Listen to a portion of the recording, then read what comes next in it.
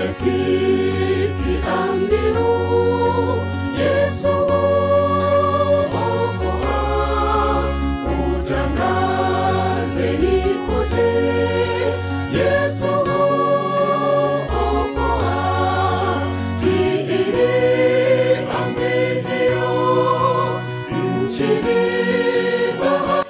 Mpendwa mtazamaji wa Hope Channel Tanzania na Mahubiri TV online, nikukaribishe kwenye kipindi chetu kizuri cha Na Tuombe.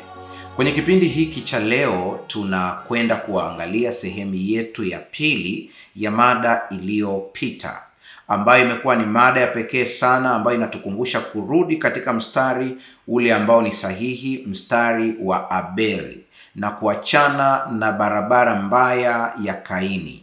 Na katika sehemu ile ya kwanza tuliangalia matoleo haya ya aina mbili, ibada za aina mbili zikiwa zinafanyika. Moja ni ibada ambayo kwa kweli ilimpendeza Mungu, na ibada ya pili ilikuwa ni ibada ambayo ilikuwa haimpendezi Mungu. Tumeona kwenye kitabu cha Waebrania sura ile ya 11 anapoelezea mashujaa wa imani, ya kwamba katika mstari wa kwanza mwandishi anaanza kutuelezea imani ni nini. Lakini tunapenda sana fungu la 6 ambalo pia nao linataja kwamba pasipo imani haiwezekani kumpendeza Mungu. Na haya ni mafungu mazito sana, ila cha ajabu unaona kabisa ya kwamba katika fungu la 4 anatajwa Abeli na sadaka yake. Nami nimeelezea hili katika somo lililopita ya kwamba tunapoongelea habari ya sadaka tunaongelea ibada. Mtazamo wako usio katika fedha au vitu, maana alikataliwa Kaini na sadaka yake, alikubaliwa Abeli na sadaka yake. Kinachokubaliwa cha kwanza ni mtu, ndipo sadaka yake. Watu wengi wametumia sadaka kama njia ya kumshawishi Mungu, ambalo ni kosa la ajabu sana.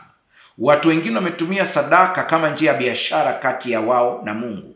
Ni kweli ziko ahadi kemkem katika matoleo, ziko nyingi katika matendo mema ya kusaidia watu wengine, lakini utakapofanya kwa lengo hilo, umekuwa upande wa Kaini, umeonyesha jitihada zako wewe mwenyewe. Lakini unapofanya kama kumwabudu Mungu, utaona baraka kubwa katika kila tendo la ibada unalofanya. Matendo ya ibada ni mengi sana, inategemea unafahamuje, lakini nia ndiyo inayohukumiwa.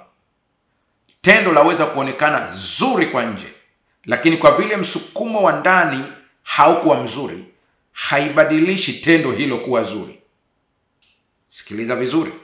Unaweza ukatenda tendo zuri kabisa, kwa nje likaonekana kuwa zuri, lakini kwa vile nia ya ndani haikuwa nzuri, haibadilishi tendo kuwa zuri. Cha kwanza ni nia, ndipo tendo liwe la maana. Mungu atusaidie sana. Tunapoingia sehemu hii ya pili, ninaomba Mungu akusaidie uweze kuelewa kwa kina kile ambacho tumekusudia. Tuombe kabla ya somo la leo. Baba yetu na Mungu mtakatifu, tunapoanza somo letu la siku hii ya leo, ninakusihi ukawe pamoja nami, ukawe na mtazamaji, ukawe na msikilizaji ambaye anasikia kwa njia ya redio, wote ukatuunganishe kuwa kitu kimoja, na upendo wako na neema yako vikaonekane. Kwa jina la Yesu Kristo tumeomba na kuamini, amen. Ni washukuru wale wote ambao mmetuma maombi yenu, lakini pia na shuhuda mbalimbali ambazo zimekuwa zikija kupitia namba yetu ya simu, na Mungu aendelee kuwabariki sana. Tunaona Mungu akitenda mambo ya ajabu kabisa kwa njia ambayo hata na sisi tunaishangaa hapa tulipo. Niseme hivi, namba yetu ya kutuma maombi au shuhuda ni 0755932283. Narudia tena,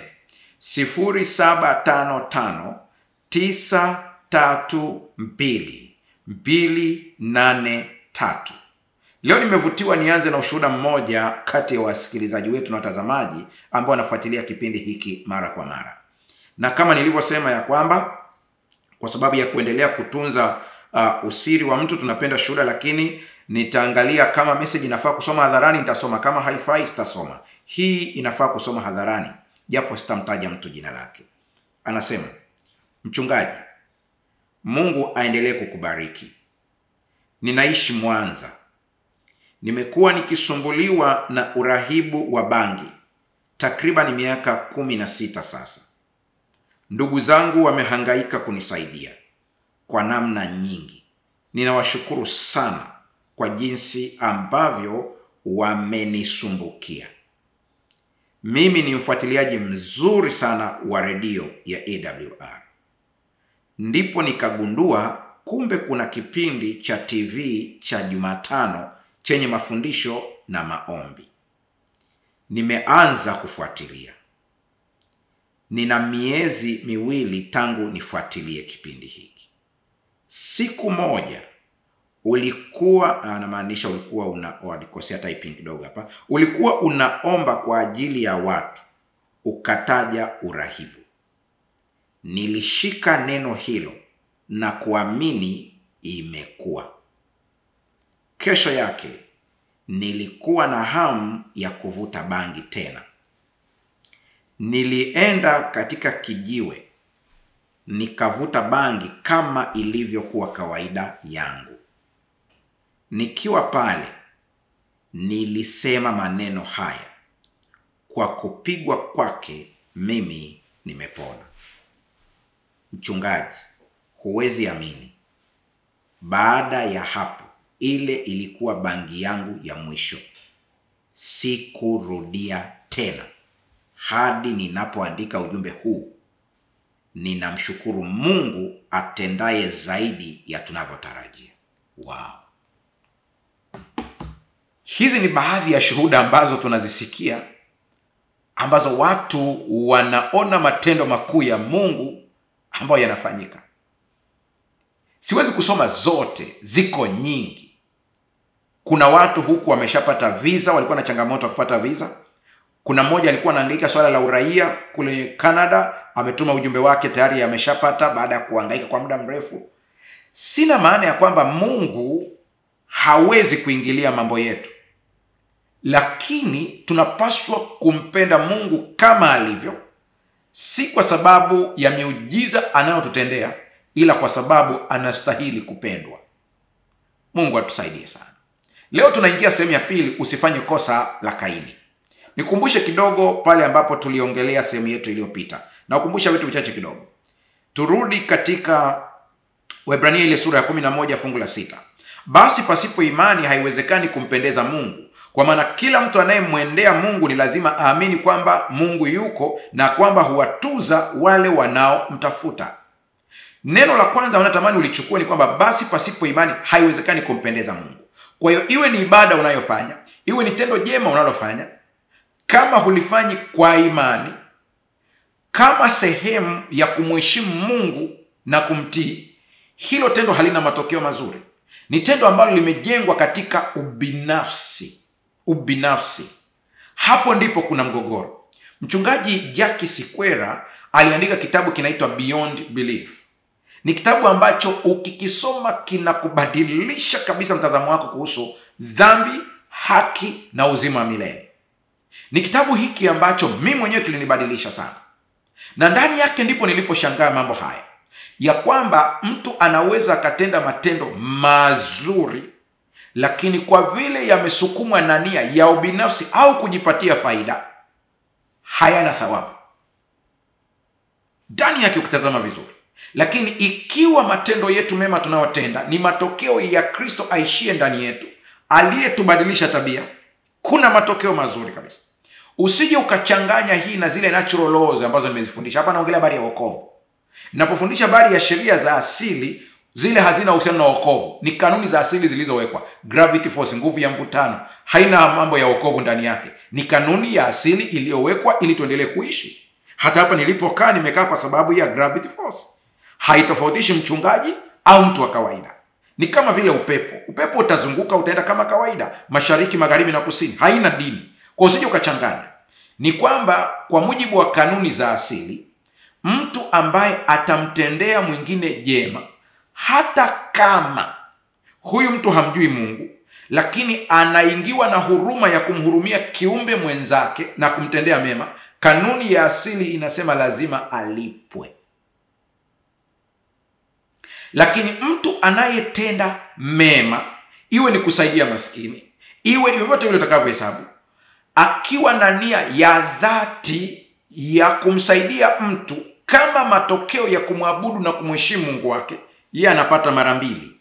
Yeye atalipwa na kanuni za asili kama kawaida Mungu aliyoziweka. Kwa hiyo atajaziwa baraka, lakini zaidi anapata uzima wa milele. Mchungaji, hapo sijakuelewa. Tukumbuke kidogo habari ya Kornelio. Kornelio wakati anapotokewa na malaika wa Bwana, anamwambia sala zako na sadaka zako. Angalia, kuna vitu viwili hapa. Ina maana alikuwa anasali, lakini pia alikuwa anatoa sadaka. Sala zako na sadaka zako zimefika. Kwa inabidi avuke level ya matoleo ya kawaida, aingie kupata wokovu. Kwa sababu alichokuwa anakifanya yeye ni kwa ajili ya Mungu. Ilikuwa ni sala kwa Mungu, ila alikuwa anamjua kwa kidogo sana. Kwa usije ukachanganya mafaili hapa. Mpagani yeyote ambaye atakuwa mkarimu, akakarimu watu, kwa kuwa anafurahia kufanya ukarimu, atapata thawabu, hata kama ni mpagani, na thawabu yake ni kulipwa hapa duniani. Lakini mcha Mungu akifanya yale yote ambayo Mungu anayataka kama matokeo ya ibada, yeye anapata ziada, anapata hapa duniani, lakini zaidi sana uzima wa milele. Ndicho Yesu alichomwambia Petro, sisi tulioacha yote tukakufuata tutapata nini? Akasema duniani mara 100, lakini zaidi uzima wa milele. Ijapokuwa kuna wakati Mungu anatutendea mema, ila si kwa mtazamo wetu. Yapo mambo ambayo wewe unaweza ukaona kama vile sio mema, lakini mbele za Mungu ni mema, kwa kuwa yeye ana akili kuliko wewe. Kwa alishakutendea. Siku akili yako ikifunuliwa kiroho, ndipo utagundua kile kitu ambacho Mungu alikutendea kilikuwa ni bora kuliko Mercedes Benz, japo ulikuwa unataka Benz. Ndiyo maana inatakiwa akili yetu katika mtazamo wa kiroho zaidi. Basi pasipo imani haiwezekani kumpendeza Mungu. Unahitaji Mungu umpendezeshe, unahitaji Mungu uweze kumpa tabasamu. Kama kweli ingekuwa ni mwanadamu mwenzetu, ingekuwa ni lugha ya kibinadamu inatumika hapa. Unataka Mungu asmile, basi uwe ni mtu wa imani. Kila tendo lako litendeke kwa imani. Hicho ndicho cha msingi sana. Azasikia. Unapotazama kwenye kitabu cha Mathayo sura 15 fungu la 8, anasema watu hao uniheshimu kwa midomo yao, lakini mioyo yao iko mbali nami. Nikasema kabla ya kutenda tendo lolote lile, iwe ni sadaka, iwe ni nini, hakikisha moyo wako, nia ya ndani, iko na Mungu au na target yako. Kama una target ya kudraw attention, watu wakuone kwamba wewe pale kanisani mchangiaji, 0. Ila kama nia yako kweli ni kuisupport kazi ya Mungu ili iweze kuenda, una thawabu yako na Mungu atakutendea mema na Mungu atakulipa. Daudi akamwambia Mungu, niumbie moyo safi. Alafu sehemu nyingine anamwambia Mungu, nichunguze. Usidhani kwamba Mungu hamjui Daudi. Hapana.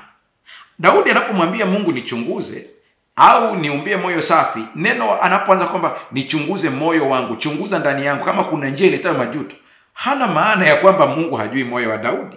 Ila Daudi anataka kumwambia Mungu, nifunulie ili niweze kuona ndani yangu ya kwamba hata pale nilipokutendea nia yangu ilikuwa safi. Lengo langu ilikuwa ni nini? Nijitolee mfano mimi mwenyewe ninayeongea na wewe leo. Nisitoe mfano wa kwako wewe. Natengeneza vipindi, naongea na wewe, vinaruka kwenye YouTube, vinaruka maeneo mbalimbali. Mungu anaweza kutumia vipindi hivyo hivyo kumwokoa mtu ambaye mimi simjui, ambaye ni wewe hapa. Lakini inapokuja kwa hoja ya mimi kuangaliwa thawabu yangu ni ipi? Mungu anajaji nia ya mimi kutengeneza kipindi. Kwa Mungu anachoniuliza mimi ni kwamba wakati unatengeneza ile mada, ukaamua kamera ichukuliwe, urekodiwe, lengo lako ilikuwa ni nini? Lengo ilikuwa ni kusambaza habari njema na kuwapa moyo watu waliovunjika mioyo ili warudi katika mstari, kama matokeo ya kunijua mimi kwamba mimi ni upendo na ninahurumia watu wangu. Kama hilo ndilo lengo, una thawabu yako. Lakini kama lengo ni ili uonekane na kuwa popular, uwe maarufu, kama hilo ndilo lengo, wako watu wataokolewa kweli, lakini huna thawabu, maana nia yako ni chafu. Hivyo ndivyo Mungu anavyoongea na mimi. Kwa nitakesha, nitasoma vitabu, nitaandaa mada, Lakini ikiwa lengo langu ni kutafuta umaarufu na kujulikana, Mungu ananiwekea mkasi. Simple, haijalishi mimi ni nani. Lakini ikiwa nia yangu ni kwamba wewe unanitazama uweze kuokolewa, ikiwa nia yangu ni kwamba wewe ambao umevunjika moyo upate nguvu mpya, Mungu anasema na mimi ninapenda huduma yako kwa sababu una nia ya kusaidia watu. Na hili nalikazia sana kwamba unapoleta maombi yako, Mungu nibariki biashara yangu. Nia yako ya kubarikiwa biashara ni nini? Usije ukatoa sadaka ya Kaini bila kujua. Kama nia yako ya kubarikiwa biashara yako ni ili uweze kuwa baraka kwa watu, humanity, hiyo ndio target yako, Mungu anasema nitakubariki. Kuna watu wengi hawajaona matokeo ya maombi yao kwa sababu nia bado sio safi. Inahitajika utakaso wa nia kwanza. Hicho ndio kitu cha msingi.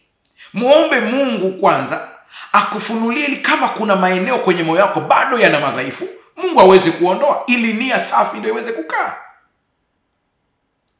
Unahitaji Mungu akupatie ajira, uweze kupata kipato.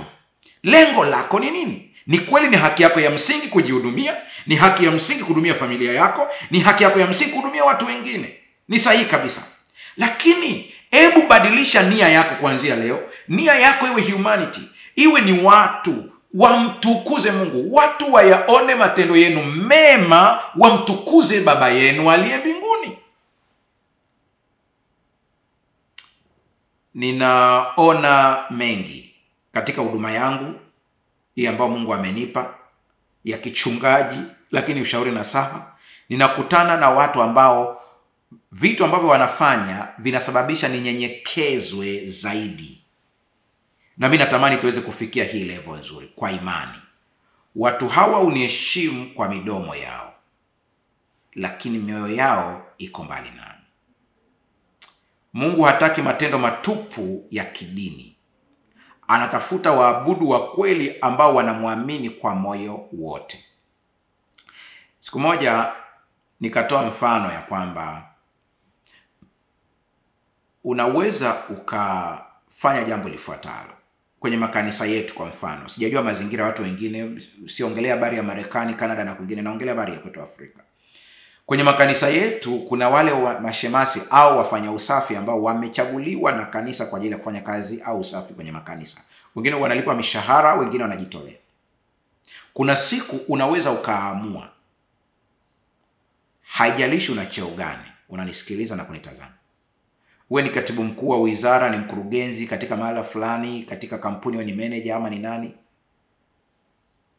Wakati wa funga yako, kwa umefunga, moja ya sadaka ambazo unaweza kuzitenda ni kwenda kufanya usafi kanisani. Lengo lake ni nini? Lengo sio watu wa kuone. Lengo ni kuonyesha Mungu ni mkuu kuliko cheo chako. Anafagia, anafanya usafi, anapanga mabenchi.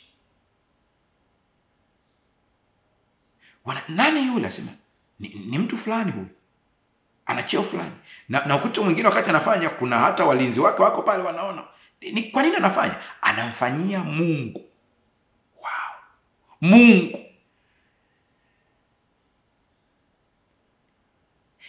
Naongea hivi kwa mifano, ila kuna vitu vingi kama hivi ambavyo unaweza ukafanya. Viko vingi. Vingine hata kuviongea unashindwa kutoa mifano yake sahihi ili watu waweze kubeba kama inavyotakiwa, wasije wakabeba upande mwingine mbaya. Lakini Mungu anahitaji watu kama hao, wamwabudu katika roho na kweli, kujua Mungu yupo hata kama humuoni kwa macho. Abeli tofauti yake ni kwamba Abeli alielewa kanuni kuu ya ukombozi. Aliona kwamba yeye ni mwenye dhambi na alitambua dhambi na adhabu yake. Mauti zimesimama kati yake na uhusiano na Mungu. Alimleta mnyama aliyechinjwa, maisha yaliyotolewa kafara. Hivyo akakiri madai ya sheria iliyovunjwa. Rafiki yangu unanitazama, Abeli alielewa umuhimu wa dhabihu ya upatanisho. Alitambua hali yake ya dhambi. Alijua kuwa damu pekee ndiyo inaweza kuleta ondoleo la dhambi. Sadaka yake haikuwa tu tendo la kutoa, ilikuwa ushuhuda wa hitaji lake la ukombozi na imani yake katika ahadi ya Mungu ya Mwokozi. Kumbe tofauti yake na Kaini ni kwamba alitambua yeye ni mwenye dhambi. Alitambua hawezi kupata wokovu kwa njia nyingine isipokuwa damu kama maelekezo. Kaini alitumia jitihada zake binafsi, akachagua njia yake mwenyewe. Kama vile leo watu wanaotumainia matendo yao mema kupata wokovu wapo katika barabara ya Kaini, lakini wanaotumainia matendo mema ya Yesu, haki kwa njia ya imani, wako barabara ya Abeli. Maana yake ni nini? Endapo unaamini ya kwamba una tendo lolote jema unaloweza kulifanya ili uweze kuokolewa, basi Yesu alikufa bure. Lakini endapo unaamini ya kwamba huwezi kuingia mbinguni isipokuwa kupitia kafara ya Yesu Kristo, na matendo yake mema yanafanywa kuwa yako, na ya kwako yote yalifanywa yale mabaya kuwa ya kwake, akafa msalabani kwa ajili yako, ukiamini hili unaokolewa, na umeshaokolewa tayari. Hiki ndicho ambacho kileta tofauti kubwa kati ya Kaini na Abeli. Kwa upande mwingine, Kaini alishindwa kutambua haja yake ya upatanisho. Yaani alitafuta mambo yake mwenyewe, alitafuta mawazo yake mwenyewe, alitafuta akili zake mwenyewe badala ya kutafuta akili na mawazo ya kimungu zaidi. Hapa ndipo ambapo yeye alichemka. Aliamua kumtolea Mungu sadaka kulingana na mawazo yake mwenyewe badala ya kufuata maagizo ya Mungu. Alitoa sadaka ambayo iliwakilisha juhudi za kibinadamu badala ya mpango wa Mungu wa wokovu. Hii inaonyesha kuwa imani si tu shughuli za kidini ndiyo inayofanya ibada iwe yenye maana na kukubalika kwa Mungu. Mchungaji, unamaanisha nini?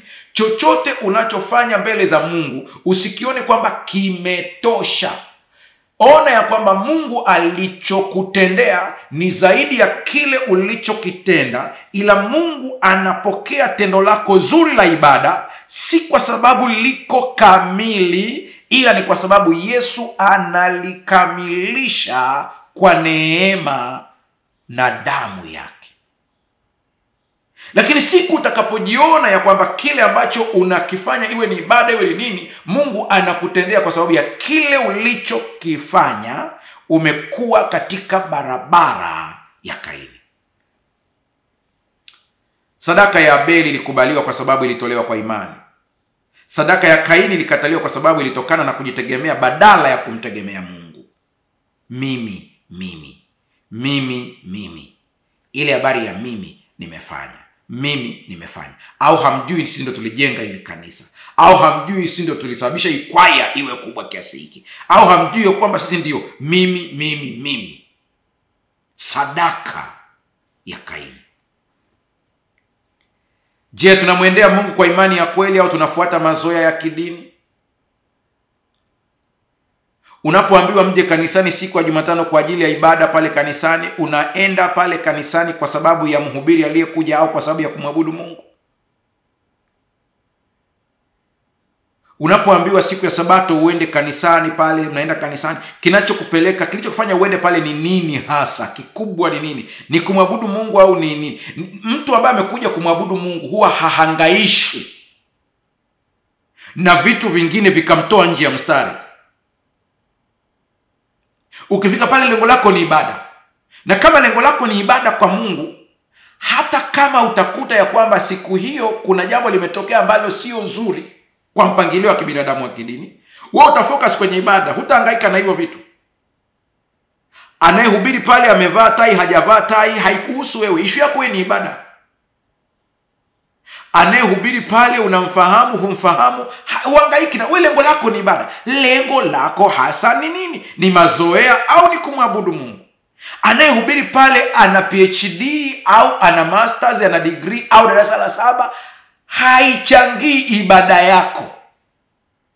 Haichangii ibada yako. Hoja pale ni ibada. Hata sisi mnaotuona tunaongea namna hii, tunajaribiwa kutoa focus ya ibada na kuileta kwetu, ambalo ni kosa. Na Mungu atanihukumu mchungaji kama anavyokuhukumu wewe. Wakati wa ibada, siku ya Sabato, ibada inafanyika pale. Lengo letu ni ibada, lengo sio masters ya psychology niliyosoma. Yaani whether nimesoma au sijasoma haichangii chochote katika ibada. Uzoefu wangu na mahubiri mengi niliyofanya haibadilishi ibada ya Mungu, yaani haichangii chochote. Wakati mwingine hata usione vibaya umetambulisha simple, tuko na mchungaji Mbaga basi. Haya mengine yote ya kwamba ni mkurugenzi, yuko kule sehemu fulani, yana mchango gani katika ibada ya Mungu kwa wakati huu? Hilo swali la kujiuliza. Imani ndiyo msingi wa ibada ya kweli. Bila hiyo sadaka zetu, iwe ni wakati, huduma au rasilimali, zinakuwa ni matendo matupu. Mungu anatafuta waabudu wa kweli wanaomkaribia kwa imani, wakitambua mamlaka yake, rehema zake na mpango wake wa wokovu. Kama vile imani ya Abeli ilimfanya apendwe na Mungu, vivyo hivyo imani yetu leo inaamua uhalisi na ukubalifu wa ibada yetu mbele za Mungu. Hili ndilo ulizingatie sana katika maisha yako. Kwa hiyo unapoenda kutoa sadaka yako pale kanisani, humpi mchungaji, hutoi kwa ajili ya kanisa la Magomeni, hutoi kwa ajili ya kanisa la Mwenge, hutoi kwa ajili ya kanisa la Goma kule DRC, hutoi kwa ajili ya Lavington kule Nairobi. Sicho unachofanya, unatoa kwa ajili ya Mungu. Ukijua kwamba unatoa kwa ajili ya Mungu, hapa ndipo umefanikiwa kufanya ibada kwa matoleo. Humpi mshahara mchungaji wewe, ila Mungu amekusukuma wewe mwe partner katika kazi ya huduma. Ni Mungu anaamua tu kwamba nawe nakushirikisha. Na ukikuta Mungu ameingia ndani ya moyo wako kwa njia ya Roho Mtakatifu, akakwambia toa sadaka kwa ajili ya kitu fulani, anakufanya kuwa partner. Sio wewe ndiye mwezeshaji wa hicho kitu, ila ni kwamba Mungu ameamua kukushirikisha. Nimewaambieni hivi, tunamhitaji Mungu zaidi kuliko Mungu anavyotuhitaji sisi. Kinachofanya Mungu atubebe sisi mpaka sasa hivi ni upendo wake. Ni kwa sababu ni upendo, sio kwa sababu ya faida. Mungu ana uwezo wa kuumba binadamu mwingine bora kuliko wewe, lakini Mungu anakupenda wewe kiasi kwamba hakuangamizi. Ukielewa hili, ibada yako itaanza kubadilika kuanzia leo. Ukifika kanisani, je, umekuja kumwabudu Mungu? Umepata kiti cha kukaa, mshukuru Mungu. Hujapata kiti, wewe fokasi yako ni ibada. Kuna mtu amekutibua ulivyoingia kanisani, mtu hawezi kukutibua ukatoka katika uwepo wa Mungu. Usikubali hicho kitu. Hizo ni interactions. Ninajua kuna watu wengine unakuja kanisani na unakutana na bomu kubwa sana. Linatoka kwa mchungaji, linatoka kwa shemasi, linatoka kwa nani? Huyo ni Kaini, anakuondoa katika mstari. Usikubali hayo mambo. Usizire kumwabudu Mungu kwa sababu ya mtu. Utaona jinsi ambavyo Kaini alikosea sasa. Mungu anaposema kupitia mwandishi wa kitabu cha Ibrania ya kwamba dhabihu ya Kaini ilikuwa bora, maana yake ni nini? Tunapoongelea ubora hapa tunaongelea kitu gani? Waebrania 11 fungu la 4 anasema Kaini na Abeli wote walimtolea Mungu sadaka, lakini maandiko yanamtaja Abeli kuwa alitoa sadaka iliyo bora zaidi. Nini kilifanya sadaka ya Abeli kuwa bora kuliko ya Kaini? Unakumbuka ile story ya yule mama mjane ambaye nimeeleza kwenye kipindi kilichopita, ya kwamba Yesu alimsifia kwamba alitoa kuliko wale Mafarisayo ambao walitoa mali nyingi. Issue ilikuwa ni ubora. Yesu anawaambia wanafunzi wake, huyu mama ametoa vyote alivyo navyo, lakini hawa mnaowaona wametoa mali nyingi ni sehemu ndogo wa kile ambacho wanakimiliki. Hiyo ndio tofauti yake.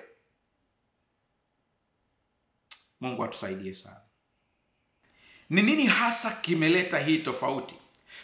Tofauti haikuwa tu katika vitu vilivyotolewa kama sadaka, bali katika imani, utiifu na mtazamo wa moyo uliokuwa nyuma ya matoleo, ambalo hili nimelikazia na kurudia: nia, mtazamo. Asili ya sadaka zao. Sadaka ya Abeli, hebu tuanze kuiangalia. Ilikuwa ni mzaliwa wa kwanza, dhabihu ya damu. Nenda vizuri hapa. Abeli alitoa mzaliwa wa kwanza wa kundi lake pamoja na sehemu zake bora kama sadaka kwa Mungu. Sadaka yake ilikuwa dhabihu ya damu, ikionyesha hitaji la upatanisho wa dhambi. Alitii maagizo ya Mungu na kuonyesha imani katika mpango wa Mungu wa ukombozi. Moja ya mada zangu zilizopita niliwahi kuongelea hili. Nikasema kama mgogoro wa Kaini ilikuwa tu kutoa mazao, Mungu asingelikuja kudai tena mazao kwenye Torati kama sadaka baadaye. Kuna sadaka za vinywaji ambayo ilikuwa ni divai. Kuna malimbuko ya kwanza ya mazao na ya nchi Mungu alihitaji kama sadaka katika kitabu cha Torati. Kuna sadaka ya unga. Kuna sadaka ya mikate. Mungu huyu anamkataa Kaini anapotoa mimea, anakuja kuhitaji tena sadaka hizi kwenye Torati. Mbona kama kuna contradiction hapa? Hoja sio kile alichokitoa hasa. Hoja ni maelekezo yaliyotolewa. Kuna watu Mungu anakusemesha ndani ya moyo, katende hivi, lakini kile ambacho Mungu anakusukuma kutenda kinapingana na matakwa yako. Utatii hisia zako au sauti ya Mungu? Kijana mmoja ambaye najua ananitazama, yeye na familia yake wako kule Marekani, alikuwa na changamoto ya watoto wake wawili ambao anaishi nao. Kwa hiyo ilikuwa apate msaada kutoka serikalini, na wakati huo akawa anapata changamoto za kupata ule msaada. Akawa ameweka nadhiri ya kwamba Mungu akimsaidia apate msaada wa watoto wake, ule msaada wote atakaopewa atautoa kwa ajili ya kazi ya Mungu. Ilikuwa ni jaribu zito sana, maana kuna vitu vilikuwa vinaleta upinzani asipate ule msaada kabisa.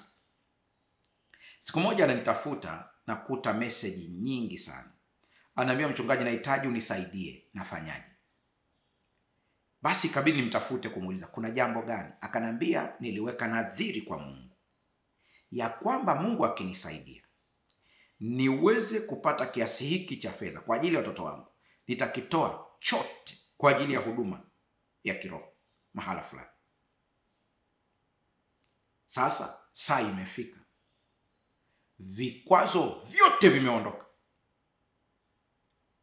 Ile pesa nimepewa ni nyingi. Kama sijakosea ilikuwa zaidi ya $9,000. Yaani hata unaitazama pale unawaza hivi, hii yote naipeleka, lakini ilikuwa ndio nadhiri. Yeye na mke wake walifanya kitendo cha ushujaa cha kutimiza kile ambacho walimwambia Mungu. Baada ya hapo kuna mambo ya ajabu yametokea. Ukisikia shuhuda zao unashangaa. Sina maana kwamba maisha yao yamekuwa tu ni tambarare, hapana. Yaani changamoto zikija mlango wa kutokea, zikija mlango wa kutokea, zikija mlango wa kutokea. Na hata juzi tu amenitumia message, kuna kingine tena kimeongezeka tena. Ina maana kama angetii hisia za kibinadamu za kawaida, asingelipaswa kufanya vile. Maana hata mimi wakati ananiambia nilijiliwa na maswali kama binadamu, nikajiuliza wataishije watoto ambao hii pesa ndio ambayo inatarajiwa iwasaidie na umepewa na serikali. Ilikuwa ni jambo gumu sana kwangu hata mimi mwenyewe. Lakini mimi nilikuwa najikaza ili nisije nikaonyesha ubinadamu wangu, nimwache mtu, maana na mazungumzo yake na Mungu wake, ametafuta tu sauti ya Mungu ipitie kwangu. Nikamwambia songa mbele, lakini namwambia songa mbele, kuna mimi najiuliza watoto wataishije? Mungu atusaidie sana. Mnajua yule mwingine wa Canada ambaye alikausha akaunti yake kwa ajili ya kujenga kanisa. Ni mambo ambayo ukimsimulia mtu mwingine atakuona kama akili zako haziko sawa sawa hivi. Sikiliza vizuri. Ukiangalia Abeli alitoa mzaliwa wa kwanza wa kundi lake pamoja na sehemu zake bora kama sadaka kwa Mungu. Yeye alikuwa anatoa the best, kile kilicho bora kuliko vyote. Sadaka yake ilikuwa dhabihu ya damu, ikionyesha hitaji la upatanisho. Njoo tuangalie sadaka ya Kaini sasa. Twende vizuri. Mazao ya ardhi. Wakati inaonekana kabisa Mungu alitoa maelekezo ya kwamba mnyama atolewe kama ishara ya ondoleo la dhambi, yeye akaona hoja ni kutoa tu, akatoa mazao ya ardhi. Kaini alitoa mazao ya ardhi. lakini hayatajwi kuwa yalikuwa mazao ya kwanza au bora zaidi. Huwezi kukuta katika Kiswahili tunavita visifa. Huwezi kukuta sifa zikitajwa za hii sadaka. Ile inatajwa noun kama ilivyo, nomino kama ilivyo, sadaka ya mazao ya ardhi, lakini haitajwi katika ubora. Angalia ya Abel inatajwa katika ubora, wazaliwa wa kwanza na sehemu zilizonona.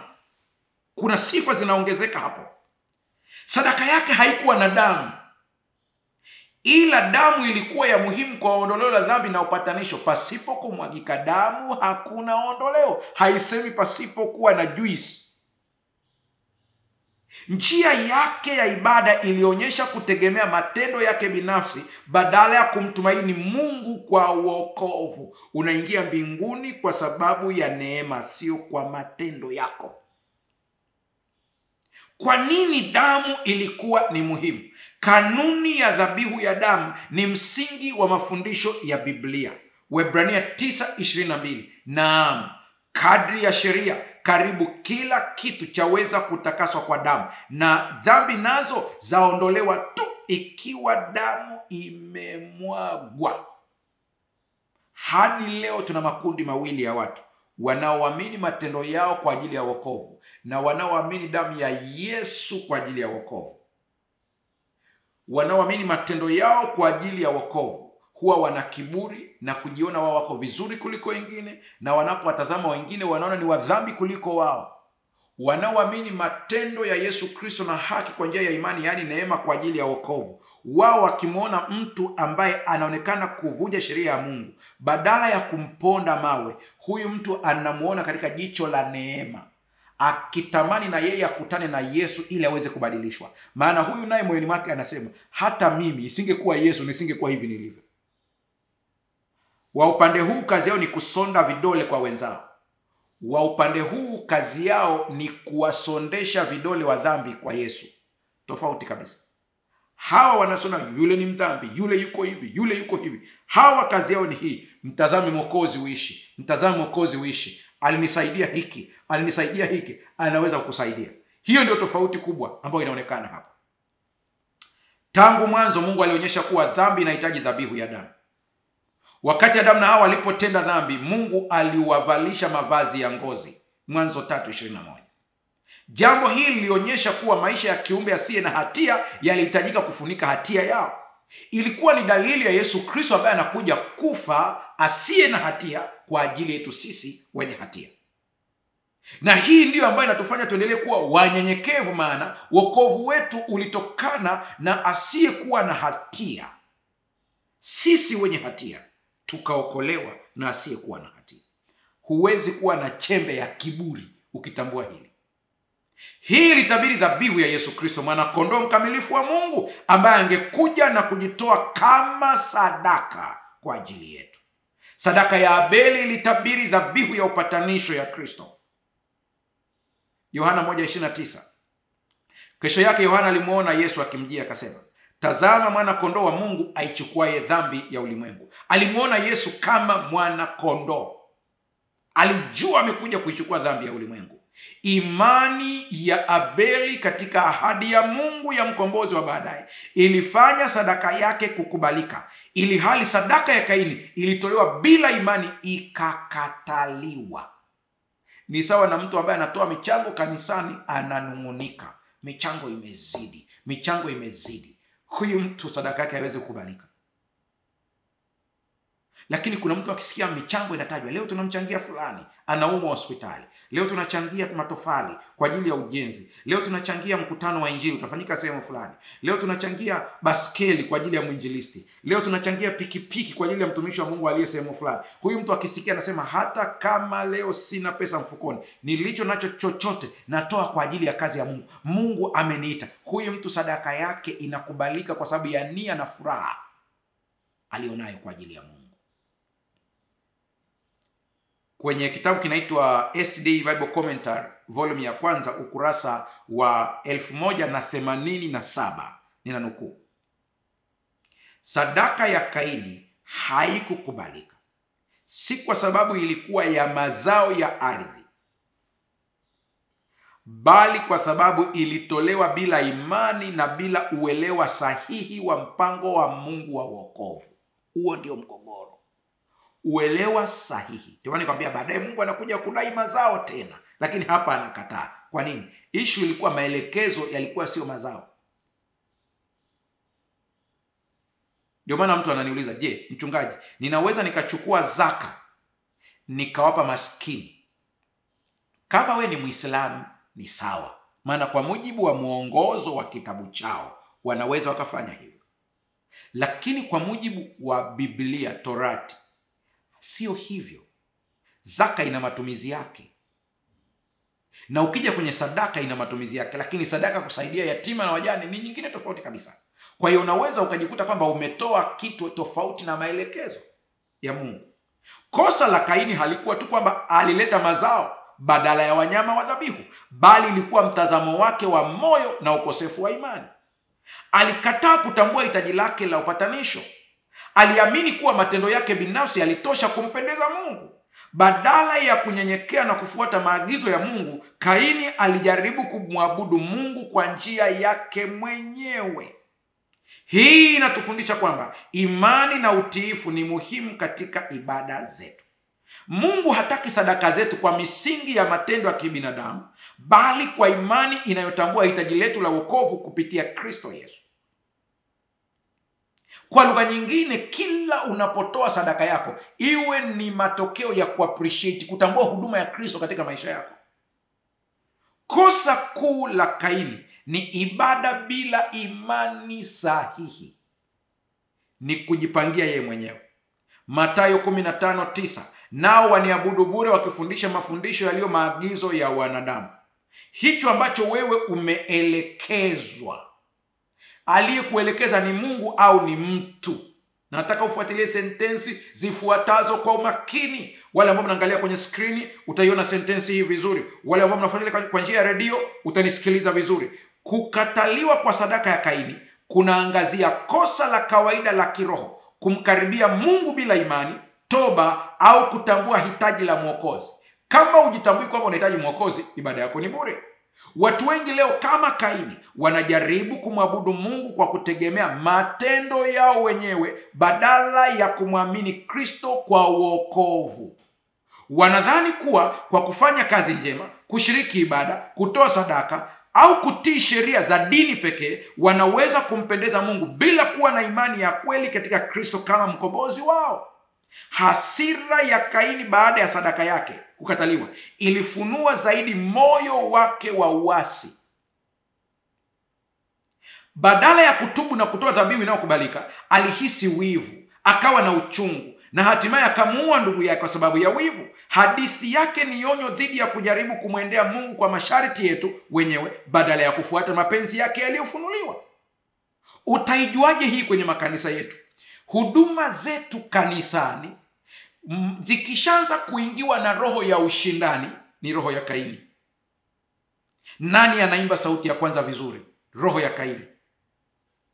Nani hapa? Yaani unaanza kuingiwa na roho ya wivu, roho ya wivu, roho ya wivu. Nani yuko bora? Kwa nini amenizidi? Leo wewe ni mzee wa kanisa, unaanza kuangalia kwamba makosa ya mwenzako aliyopita ili uweze kumfunua, ili uonekane wewe kuwa bora kuliko yeye. Roho ya Kaini. Wewe leo hujachaguliwa kuwa mzee wa kanisa, mwenzako ndio amekuwa mzee wa kanisa. Unatafuta kila namna ya kumuonyesha yeye hafai. Amekuwa ndio mwenyekiti wa kwaya, yeye sio. Kila mmoja anamshambulia mwenzake. Popote katika huduma zetu za ibada, iwe ni matoleo, iwe ni huduma za uongozi, iwe ni chochote kile, kama unatenda kwa kuonyesha wewe ni bora kuliko mwingine na kwa kumchafua mwingine, unatoa sadaka ya Kaini. Huwezi kukuta katika Biblia Abeli anajadili sadaka ya Kaini, ila utakuta Kaini anajadili sadaka ya Abeli. Haya ndiyo mambo ambayo tunayaona katika kila maeneo ya kazi. Unapomwona mtu yeyote kazini, maofisini, anamuonea wivu mwenzake, amesikia dalili ya kwamba mwenzake anasifiwa sana, anaweza akapanda cheo, anaanza kumchafua akidhani ya kwamba kwa kumchafua yule yeye atapata kile cheo. Ni sadaka ya Kaini, na utaona matokeo yake katika maisha yako. Nataka nikuambie leo uweze kuelewa yafuatayo, na Mungu akusaidie uweze kuyabeba. Kila mtu ana fingerprint tofauti. Nenda ukaangalie. Ndio maana serikali inaamini fingerprint kuliko hata signature, kwa sababu hakuna mtu ambaye ana fingerprint kama ya kwako duniani. Hii ikupe ishara ya kwamba hakuna mtu aliyezaliwa kama wewe, na kama hakuna mtu aliyezaliwa kama wewe, usije ukadhani ya kwamba kuna mtu anaweza kuchukua nafasi yako au wewe kuchukua nafasi ya mtu mwingine. Kila mtu kwa nafasi yake. Muunge mkono kwa cheo alichopewa, madaraka aliyopewa, muunge mkono kwa wakati huo. Ikiwa yeye atamaliza mchoro wake ambao Mungu amemkusudia, akiondoka, ikiwa unaitwa kuendeleza mchoro, utapanda pale na kuendeleza ule mchoro. Jifunze katika maisha mambo yafuatayo. Sio kila mtu anayekuita mahali pazuri ana nia njema. Kaini alimwambia Abeli twende uwandani. Ilikuwa ni maeneo ya kupumzika, ilikuwa ni maeneo ya kuenjoy, lakini kumbe tageti yake ilikuwa ni kumuua. Pata funzo la maisha. Amekufa Abeli, imeisha. Wewe jifunze leo. Na mimi nataka ubebe yafuatayo ya kusaidie kwenye maisha yako. Mtu yote aliyekuumiza kwenye maisha yako, msamehe kutoka moyoni. Msamehe. Lakini usimfungulie chumba kile ambacho uliwahi kumfungulia mwanzoni. Namaanisha chumba cha akili yako, chumba cha maisha yako. Hiyo haina maana ya kwamba hujamsamehe. Msamehe kabisa kabisa kabisa. Msamehe, lakini hakikisha unatunza mipaka ya usalama wako. Mbwa aliyekung'ata kwa mara ya kwanza ni kosa lake, lakini mbwa yule yule akikung'ata mara ya pili ni kosa lako wewe. Usije ukachanganya mafaili hapa. Hii zingatie kwenye maisha yako, na ukishajua hii utajua kuishi na watu kwa usahihi. Sija kuambia kwamba huyu mtu mpushi mpeleke mbali. Hapana, mfanye kuwa umemsamehe kabisa, lakini jua chumba cha kumweka. Sio kila mtu anaingia chumbani kwako. Kuna ambao wanaishia sebuleni. Sio kila mtu anaingia jikoni kwako. Kuna watu wanaishia dining room. Kuwa na akili. Kwa upande mwingine, sadaka ya Kaini, ingawa ilionekana kama tendo la ibada, ilikosa imani, utiifu na ufahamu wa mpango wa ukombozi wa Mungu. Jaribio lake la kubadilisha amri ya Mungu kwa mawazo yake binafsi ilisababisha kukataliwa na maangamizi ya kiroho. Ndio maana hata leo kuna watu ambao wanakuambia Mungu ni huyo huyo tu. Hata nikimwabudu hivi ni sawa. Hata nikimwabudu vile ni sawa. Swali ni hili, hii ibada unayofanya ameelekeza yeye au umejipangia wewe? Hapo ndipo tunapochemka. Hoja sio wingi wa watu ambao wanaamini kama wewe. Hoja ni kwamba neno la Mungu lilisema nini. Kama Abeli, tunapaswa kumwendea Mungu kwa unyenyekevu, imani na kutambua hitaji letu kwa upatanisho wa Kristo. Ni kwa njia pekee ya ibada yetu itakubaliwa machoni pa Mungu. Nafasi ya imani katika matoleo. Kutoa sio tu kuhusu pesa au mali, ni kuhusu moyo. Watu wengi hutoa kwa mazoea, kwa kuepuka aibu. Wenzangu wametoa na mimi nitoe, au kwa shinikizo. Mchungaji ameongea mpaka amelia, ngoja nitoe sadaka. Lakini Biblia inafundisha kuwa kutoa kwa imani huleta baraka. Toa kwa imani, kwa kumappreciate Mungu, sio kumappreciate Pastor Mbaga. Kutoa ni kitendo cha ibada. Abeli alitoa kwa imani na shukrani. Kaini alitoa kwa kulazimika. Mungu anajali zaidi moyo unaotoa kuliko kile tunachotoa. Wakorinto wa pili 9:7. Kila mmoja anatoe kama alivyokusudia moyoni mwake, si kwa huzuni wala si kwa kulazimishwa, kwa kuwa Mungu humpenda yeye atoaye kwa moyo wa ukunjufu. Moyo wa ukunjufu, moyo wa furaha. Hicho ndicho Mungu ambacho anakipenda. Wakati naangalia kile kitabu cha Patriarchs and Prophets, ukurasa wa 153, paragrafu ya 3, anasema imani ya kweli inayomtegemea Kristo kikamilifu itaonyeshwa kwa utiifu wa mahitaji yote ya Mungu. Kwa lugha nyingine, Ukiona tunasubiria kupigwa promotion kanisani ili tuweze kutoa kwa ajili ya kazi ya Mungu, ujue hatuna imani ya kumtegemea Kristo.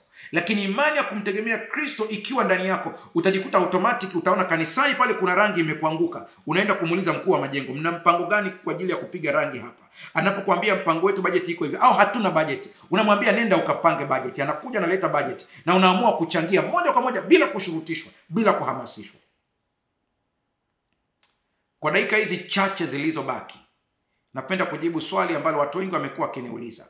Sadaka ya malimbuko ni nini na tunawezaje kuitoa leo? Nisikilize vizuri. Amri ya kutoa sadaka ya malimbuko ilikuwa kuwaje? Amri ya Mungu kuhusu sadaka ya mazao ya kwanza haikuwa kuhusu thamani ya vitu au zawadi hiyo, bali kuhusu mtazamo wa moyo wa mtoaji. Kwa kutoa ya kwanza na bora zaidi kutoka kwenye mavuno yao, watu wa Mungu walionyesha imani, utiifu na shukrani. Zingatia sana hili. Mithali 3 fungu la 9 mpaka la 10 anasema, mheshimu Bwana kwa mali yako na kwa malimbuko ya mazao yako, ndipo ghala zako zitakapojazwa kwa wingi na mashinikizo yako yatafurika divai mpya. Isome vizuri hii mithali uelewe ndani ya dakika hizi chache. Mungu akusaidie kuelewa. Mheshimu Bwana kwa mali yako na kwa malimbuko. Kumbe hoja hapa ni heshima. Kwa usipotenda haya umemvunjia Mungu heshima. Najua kuna wengi mlikuwa hamjui hili, ndipo mmeanza kulijua. Wengi mlikuwa hamjui, ndipo mmeanza kujua. Anza kufanyia kazi hapa ambapo umejua. Mheshimu Bwana kwa mali na kwa malimbuko. Kwa hiyo unapotoa sadaka ya malimbuko, vitu vya kwanza, malimbuko maana yake ni vitu vya kwanza, maana yake heshima. Unamheshimu Mungu na kumwambia ninakuheshimu kwa hiki ulichonifanyia.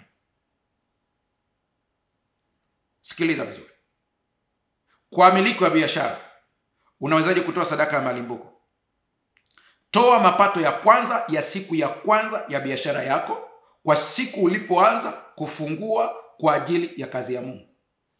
Haraka sana. Wewe ni mfanya biashara, umefungua biashara yako Kariakoo, malimbuko yako unatoaje? Ile siku ambayo umefungua biashara yako, pap, ndipo umeitangaza. Unasema mapato yote yatakayoingia leo ya kwanza yote, sichukui hata senti, ni kwa ajili ya Bwana. Mungu atakuongoza upeleke kwenye nini, kwenye huduma gani. Na maanisha ile sadaka unaweza ukafanya kwa ya shukrani, peleka kanisani kulingana na dhehebu lako na mipango yao. Peleka kanisani. Kwa wafanyakazi, toa mshahara wako wa kwanza kama sadaka au sehemu ya mshahara huo. Sikiliza msukumo wa ndani.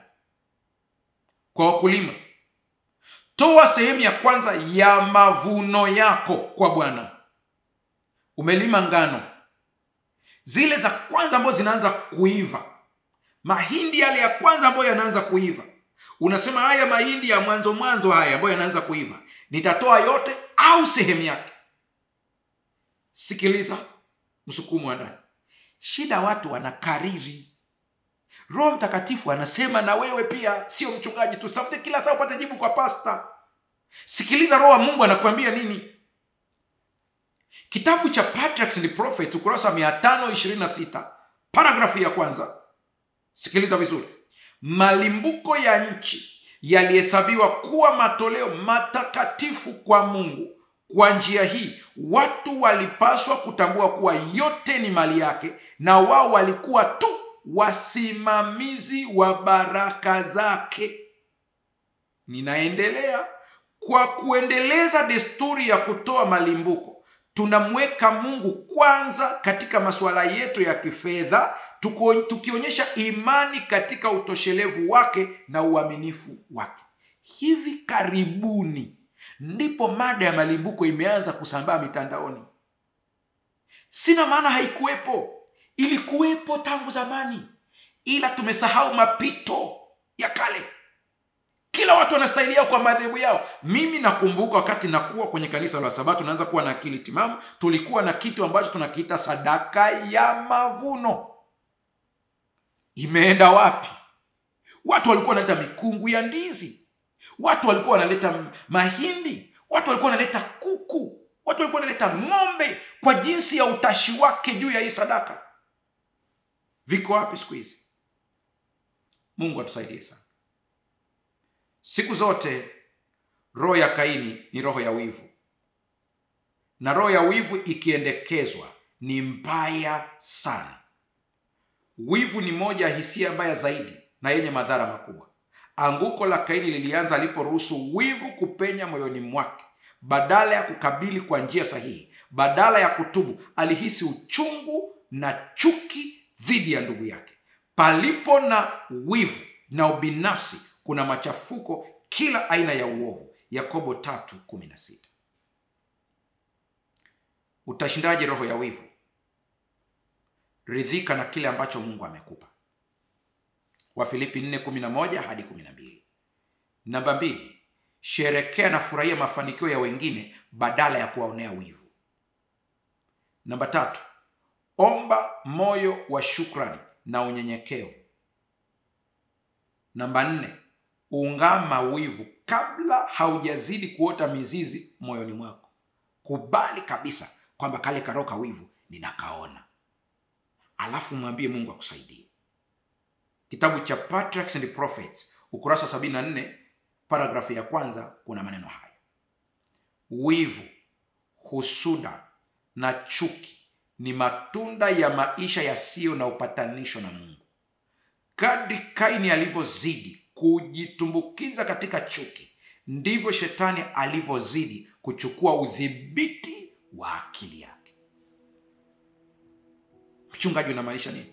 Tunapoelekea mwishoni na unapoenda kutuma maombi yako leo, katika vitu ambavyo tutaomba ni Mungu atuondolee roho ya wivu.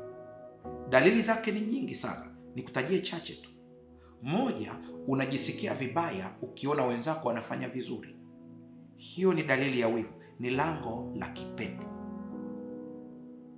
Ukiona wenzako wanafanikiwa, unasikia maumivu. Ukisikia wenzako wamefanya vibaya, unafurahia. Unafurahia kumsema mtu vibaya na kuongea mabaya ya wengine. Na wakati mwingine ukikosa, inabidi utunge story za mabaya ya watu, maana mdomo wako unafurahia kuongea mabaya yao. Ni lango la kipepo, ni shetani. Muombe Mungu, tubu, muombe Mungu aondoe hiyo hali. Sherekea mafanikio ya wengine, furahia. Roho wa Mungu akiingia ndani yako, yote haya yawezekana. Ni jambo gani ambalo leo unahitaji kumkabidhi Mungu? Kila mmoja ana jambo lake. Endelea kutuma kwenye namba hiyo. Endelea kucomment hapo kwenye YouTube. Tutaomba kwa ajili yako. Wewe unayeomba kwa ajili ya baraka ya kazi, Mungu akutendee.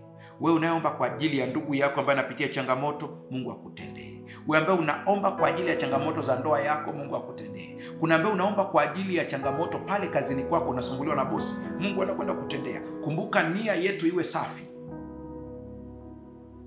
Kila mmoja amwambie Mungu, mulika ndani ya moyo wangu uone kama kuna njia iletayo majuto. Mungu, niingie kwenye toba. Na kuachia dakika chache, ongea na Mungu. Ongea na Mungu, ongea na Mungu. Ongea na Mungu ndani ya moyo wako. Ongea na Mungu, ongea na Mungu. Mwambie. Endelea kuongea na Mungu. Wewe ambaye unahitaji kuomba kwa ajili ya mtoto wako, taja jina lake. Unahitaji kuomba kwa ajili ya ndugu yako, taja jina lake ndani ya moyo. Taja. Leo tunaomba kwa ajili ya watu wanaopitia changamoto mbalimbali. Endelea kuomba ndani ya moyo wako. Ongea na Mungu sasa. Ongea na Mungu. Changamoto zote ambazo unazipitia, ongea na Mungu. Tunakwenda kuomba sasa. Baba yetu, Mungu mtakatifu, asante kwa ajili ya siku hii ya leo. Mtoto wako sasa anasikia sauti ya Roho Mtakatifu ikisema ndani yake. Roho ya wivu, roho ya kujionyesha, roho ambayo imejaa ndani yake mbaya, sasa inaondoka kwa vile Roho wa Mungu ameanza kumulika ndani yake. Ninaomba kwa ajili ya wote waliotuma maombi yao katika namba yetu hii. Ninaomba kwa ajili ya wote ambao wametuma maombi yao wakiwa na chati hapo kwenye YouTube channel yetu. Ninaomba kwa ajili ya wale ambao kila mmoja ametaja jina la ndugu yake, mtoto wake, rafiki yake wa karibu na changamoto anayoipitia. Ninaomba kwa ajili ya wote, ewe Mungu unayejua mioyo yao, ukawatendee sawasawa na wingi wa fadhili zako. Ninakutukuza kwa kuwa unakwenda kutenda maajabu. Naomba kwa ajili ya wagonjwa. Kuna mtu ananisikiliza sasa hivi kwa kitandani, nguvu ya Mungu inakugusa sasa. Kuna mtu ananisikiliza huko popote pale, nguvu ya Mungu inakugusa sasa. Kuna mtu ananisikiliza sasa hivi umefungwa na nguvu za giza, pepo wachafu, kwa jina la Yesu Kristo ninawaamuru waondoke kwako na uwe huru kuanzia sasa, kwa jina la Yesu Kristo. Amen. Mpendwa mtazamaji, utaendelea kutuma shuhuda zako, lakini share link hii kwa watu wengi wezavyo waweze kupata habari njema. Bwana akubariki.